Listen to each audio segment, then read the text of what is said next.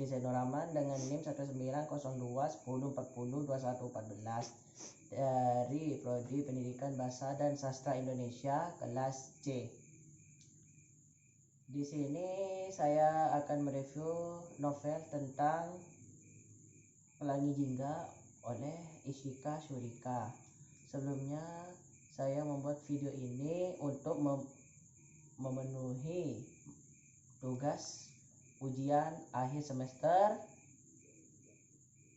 mata kuliah sejarah sastra yang dibimbing oleh Bapak Siswanto SPD MA. Di sini saya akan menjelaskan tentang kerangka-kerangka dari novel Pelangi Jingga oleh Ishika Shurika. Novel ini ditulis oleh Ishika Shurika. Beliau seorang sastrawan muda yang lahir di Bantul pada tanggal 27 Februari tahun 1190. Beliau dari kecil sangat mengenali karya menulis hingga terciptanya banyak karangan-karangan novelnya yang telah terbentuk. Selain menekuni di bidang karya tulis, beliau sangat hobi dengan bidang melukis, pentas drama, perfilman, dan bidang karya sastra lainnya. Tidak heran beliau telah menyabet banyak gelar dari karya dan karangan sastra yang dibuat oleh beliau tersebut.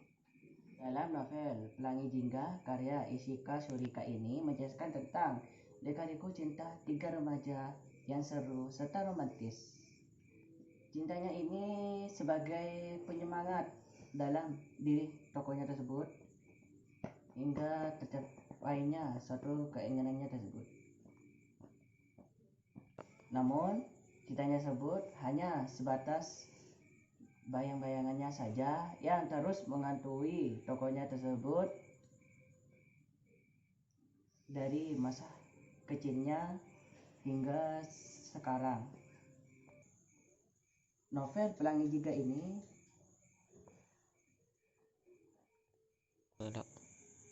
diterbitkan pada tahun 2010 oleh Ishika Shurika dengan penyuting yakni Giri Wija, desain sapunya yakni Gunawan, tata letaknya yakni Rahmat, serta pemberi sastra yakni Tika.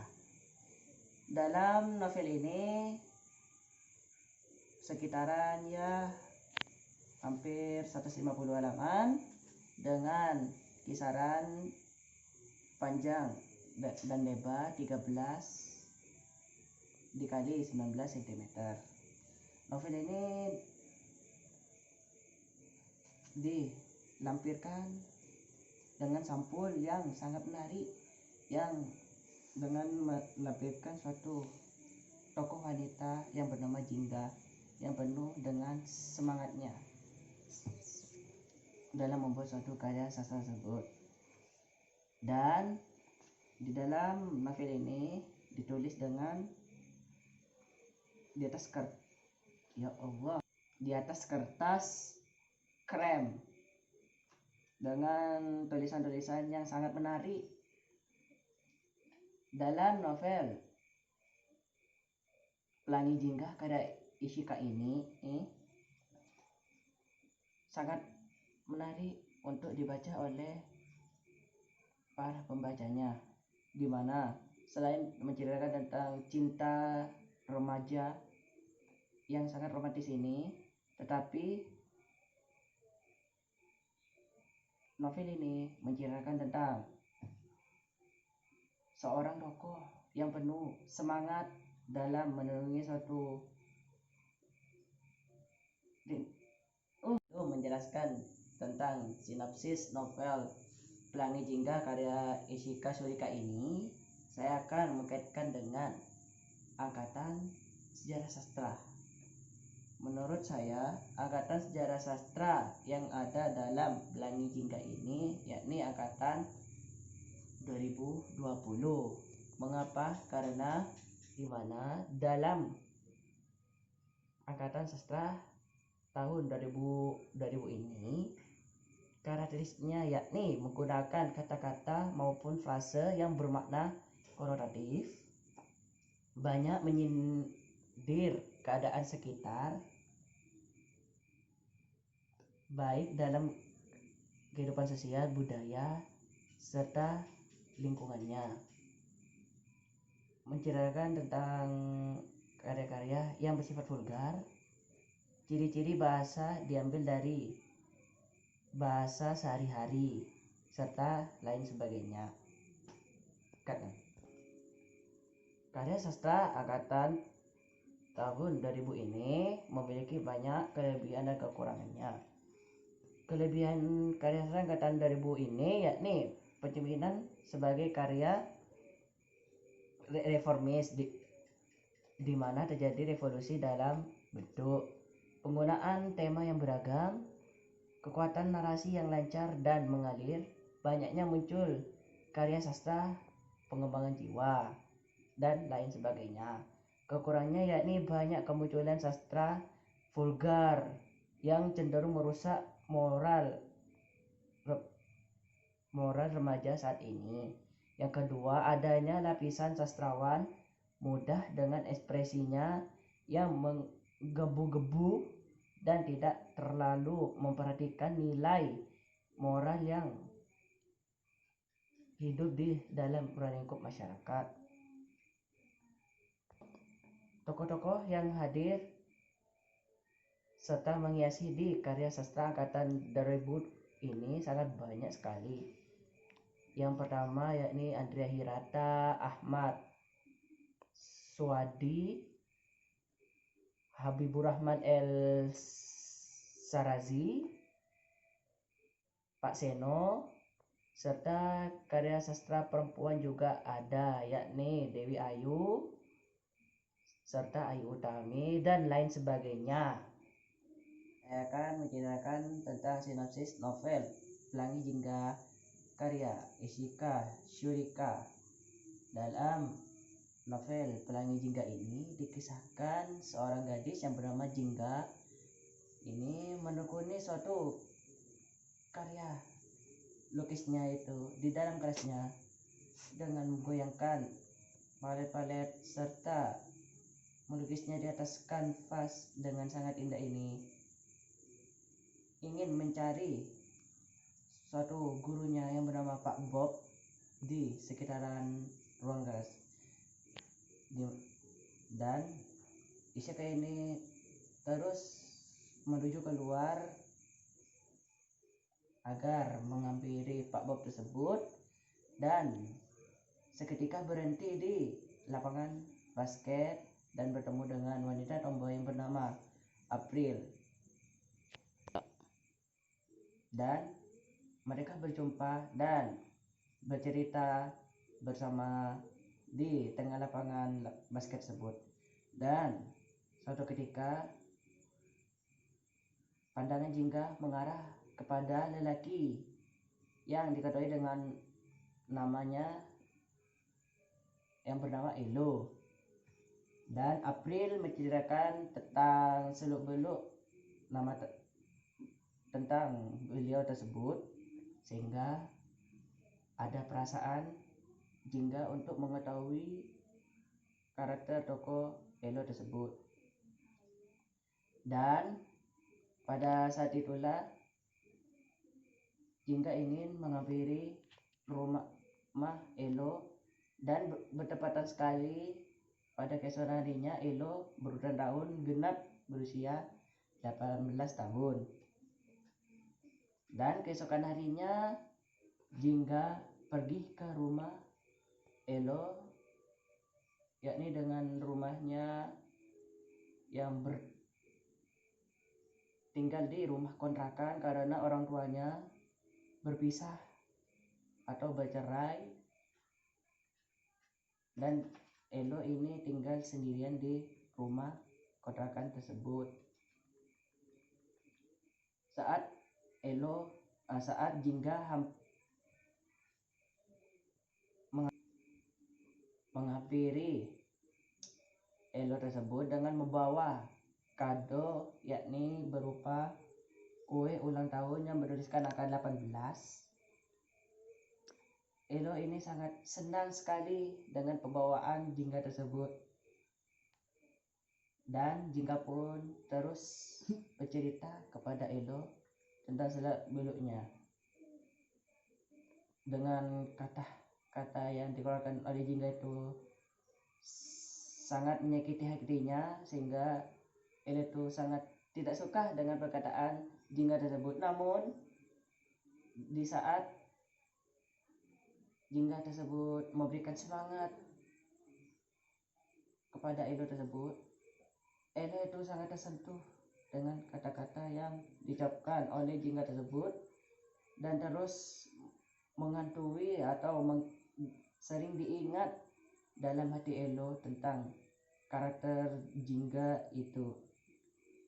Dan suatu saat ketika Jingga ditelepon oleh kakak kandungnya yang bernama Kemuning, yakni diangkatlah telepon tersebut bahwasannya Vincent, yakni suatu teman di sekolah dasar di mana Vincent, yakni teman masa kecilnya dulu, yang saat ini pergi ke Prancis bersama ayahnya untuk menyelenggarakan pergelaran seni di kota Paris, Prancis, akan mendatangi ke Indonesia untuk menyelenggarakan pergelaran seni di Indonesia ini. Dengan seketika Jingga sangat tergirang, dan Elo itu suatu saat terdiam dan menanyakan kepada Jingga, siapa itu Vincent? Dan Jingga itu tidak menanggapi dan langsung terus mengayuh sepedanya menuju pergelaran seni tersebut.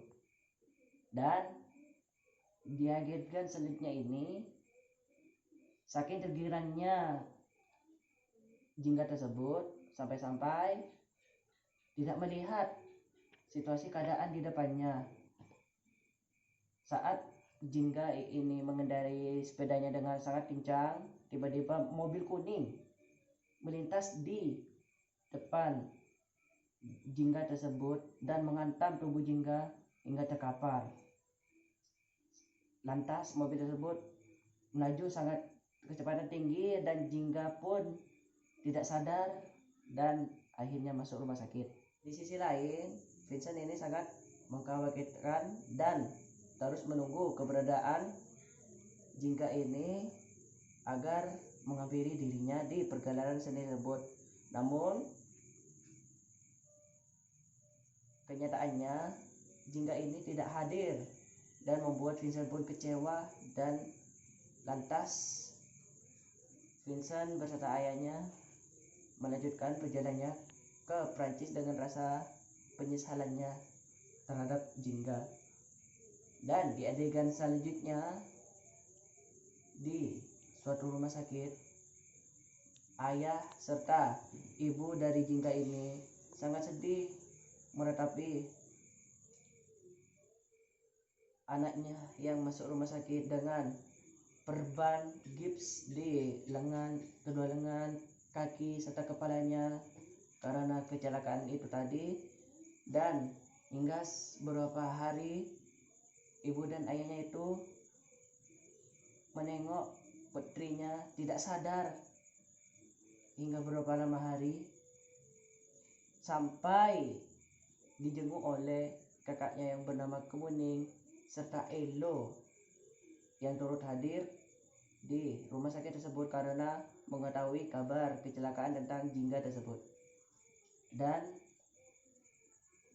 terus tidak sadarnya Jingga ini membuat Kemuning ini ingin lantas pergi ke rumahnya, namun Elo ini tetap setia mendampingi Kemuning hingga sadar. Dan pada saat Jingga ini mulai sadar, teringat ucap kata pertama kalinya, yakni kata Vincent, yang membuat hati Elo ini berkata-kata dan berkaca-kaca tentang Vincent tersebut, di mana ia tidak mengetahui apa sih kedekatan Jingga dengan Vincent tersebut. Dan setelah Jingga ini keluar dari rumah sakit, banyak yang menghampiri dirinya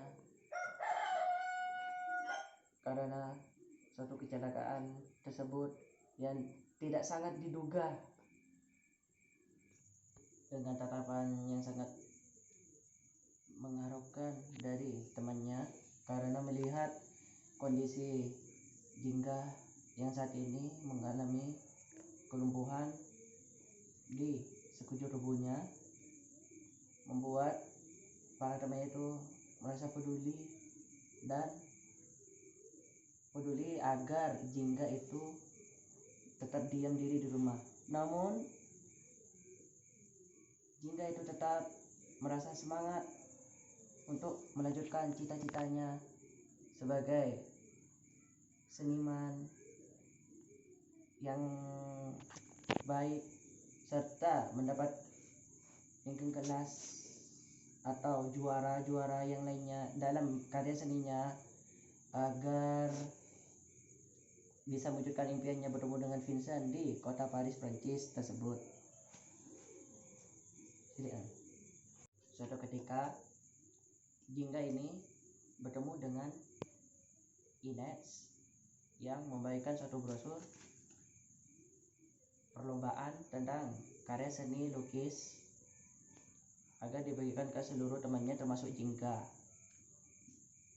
Pada saat itu Jingga itu menolaknya karena menganggap bahwa dirinya itu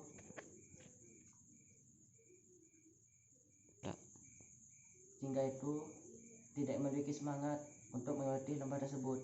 Namun ketika Ines mengucapkan seucap kata tentang kota Prancis, seketika Jingga merebut kembali selembar kertas yang dipegang oleh Ines tersebut untuk siap mengikuti perlombaan karya seni tersebut, agar dirinya ingin bertemu dengan pujaan hatinya yang bernama Vincent di kota Paris, Prancis. Pada adegan selanjutnya itu Jingga itu terus menekuni dalam bidang seni lukisnya berhari-hari, dan serta Ines itu tidak mau kalah bersaing dengan Jingga, dan ia terus membuat menekuni karya lukisnya tersebut beserta temannya yang bernama Stefani ini yang sangat amat sombong dan membuat Ines ini sangat marah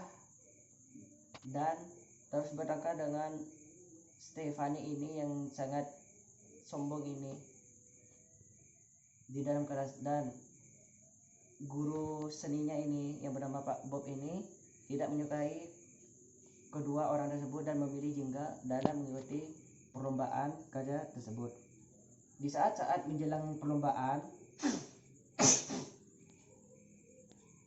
Jingga itu tidak menghadiri perlombaan tersebut karena rasa pedulinya terhadap temannya bernama Ines ini yang terus diselubungi dengan rasa penyesalan dan penindasan terhadap dirinya karena sering diejek dan diolok-olok oleh temannya, serta karena kucingnya mati dan membuat dirinya ingin bunuh diri.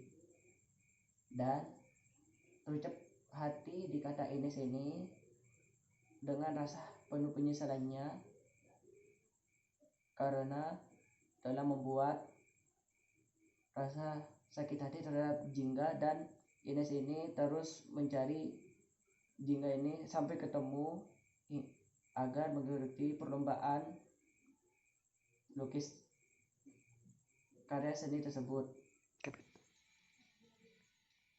Dan pada saat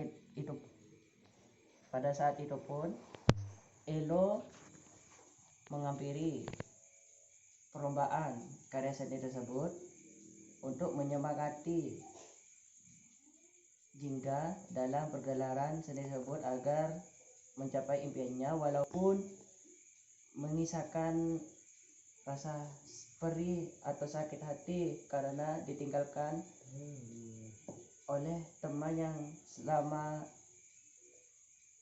selamanya mendampingi hidupnya untuk menyemangati dirinya berhari-hari, karena Jingga ini ingin pergi ke Prancis menemui teman kecil. Tiba di adegan yang membedakan ini, di mana ketika Jingga menerima suatu panggilan dari rumah sakit dan sangat dengan perasaan heran ini, Jingga beserta kedua orang tuanya menghampiri rumah sakit dan memeriksa kembali kondisi terkini keadaan Jingga tersebut. Dan setelah dites bahwa keadaan Jingga ini mengalami kebutaan dan tidak bisa melihat lagi, dan saat itu pula Jingga ini membenamkan diri dan pasrah karena tidak bisa berbuat apa-apa lagi dengan kondisi yang saat ini. Dan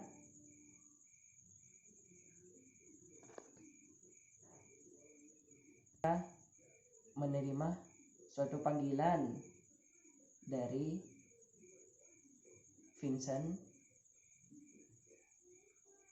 ini, dan pada saat itulah Jingga itu merundurkan dirinya di dalam rumah. Setelah itu Jingga berhenti sekolah dengan didampingi oleh kedua orang tuanya. Sesampai tiba di sekolah, teman-temannya termasuk April serta Ines menangis karena ditinggalkan oleh sahabatnya yang sangat rajin dan semangat dalam menekuni di bidang lukis tersebut. Dan tiba saatnya saat ada panggilan telepon yang diangkat oleh seorang kakaknya. Jingga ini menghampiri kakaknya untuk mengangkat telepon tersebut, dan rasa terkejut Jingga ini menerima telepon dari Vincent tersebut bahwasanya Vincent tersebut akan kembali ke Indonesia karena mengikuti pergelaran seni yang akan dibuka di Indonesia oleh bapaknya, dan Vincent ini ingin meneruskan perkuliahan di negara Indonesia ini. Dengan seketika Jingga ini teriang-riang gembira dan bahagia melihat situasi tersebut. Keesokan harinya Vincent itu menemui Jingga dengan keadaan yang sangat buruk itu, dan saat melihat kamarnya, melihat suatu lukisan terpampang di dinding rumahnya serta di bawah lantainya. Saat pandangan Vincent ini melihat ke suatu lukisan yang sangat aneh itu, Jingga ini menjelaskan bahwa lukisan itu yakni gambar pelangi yang penuh dengan banyak warna. Namun di hati Vincent ini namun dari ucapan Vincent ini melontarkan suatu kata kepada Jingga, yakni itu bukanlah pelangi sesungguhnya, namun pelangi itu berwarna hitam pekat. Dan saat mengucapkan kata itulah Jingga itu sangat sedih melihat itu dan menyesali. Setelah itu Vincent ini membawakan Jingga ini ke luar halaman untuk melihat pemandangan bunga-bunga yang indah di luar halamannya tersebut. Dan tiba pada adegan ini, di adegan-adegan selanjutnya ini menjelaskan tentang pertengkaran antara Vincent serta Elo, karena selama ini Vincent itu terus tidak hadir di hadapan Jingga dan terus membayang-bayang di dalam perasaan Jingga tersebut, hingga membuat diri Jingga itu mengalami kecelakaan dan lumpuh. Lantas Elo itu memukuli Vincent itu sampai babak belur, hingga Elo ini dihadapkan di suatu ruangan bersama kedua orang tuanya dan kedua orang tua Vincent agar Elo ini diadili karena melakukan penganiayaan terhadap Vincent. Dan lantas kedua orang tua pun yang pulang dari Semarang menuju ke Jakarta ini mencoret Elo dari anggota keluarganya, dan lantas Elo ini berlari dengan sekencang-kencangnya menggunakan mobil berwarna kuning yang ditombanginya. Setelah itu Elo ini berpapasan dengan Ibets, Ibeng yang teman sekelasnya dulu ini kecanduan apel. Nah, di adegan puncak ini Jingga ini ditelepon oleh dokter tersebut agar menghampiri rumah sakit berserta kedua orang tua dan kakaknya Kemuning menuju ke rumah sakit. Setelah itu Jingga itu merasa gembira sekali karena ada seorang pendonor matanya tersebut ingin mendonorkan matanya kepada Jingga agar bisa melihat lagi.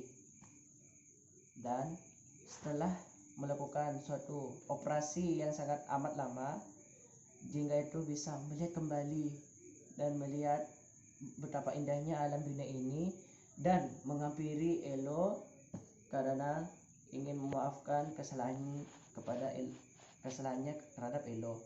Namun ketika menghampiri rumahnya, Elo itu tidak ada, dan seketika ibunya itu datang dan menceritakan bahwa Elo itu ditangkap polisi beserta Ibeng dan teman-temannya karena menggunakan sabu. Lantas ini Jingga ini menghampiri rumah tahanan Elo tersebut dan sempat melihat mobil berwarna kuning parkir di depan rumah Elo tersebut. Sesampainya di rumah tahanan, Elo ini sangat menyesali berteman dengan dirinya dan kecewa, dan membuat Jingga ini merasa kecewa. Dan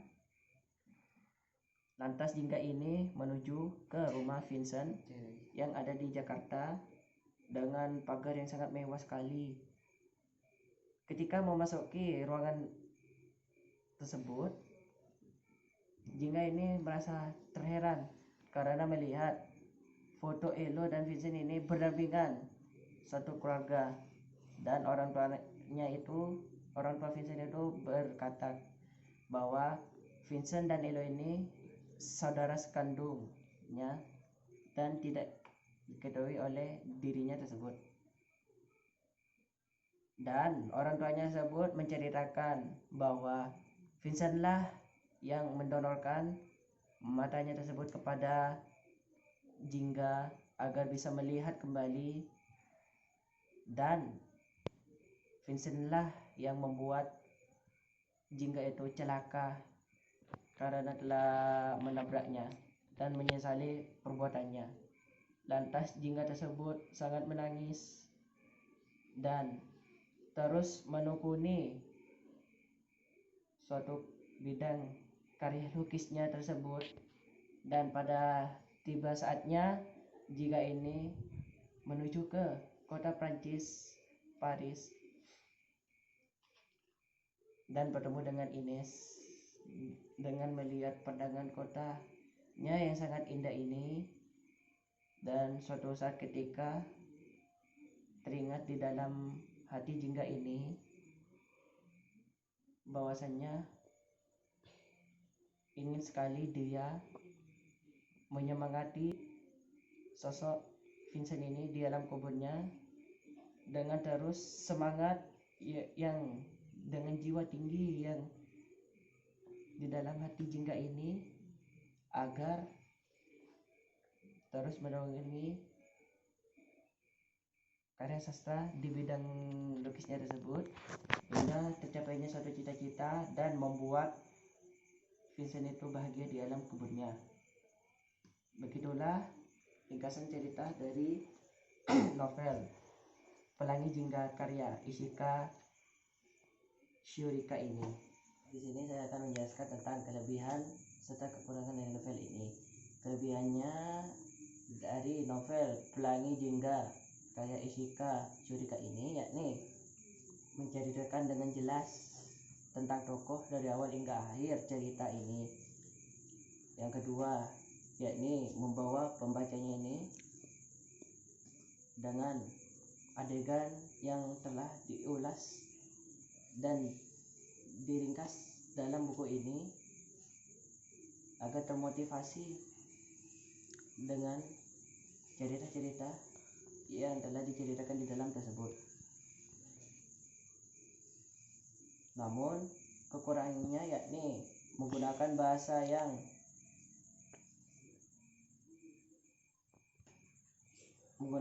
sehari-hari yang membuat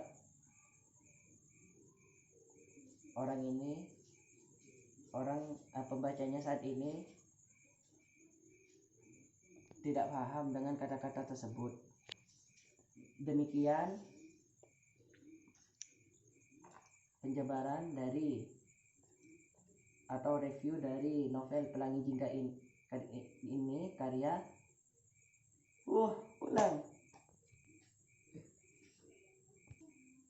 ya, itulah tadi dari review novel Pelangi Jingga karya Ishika Shiurika ini.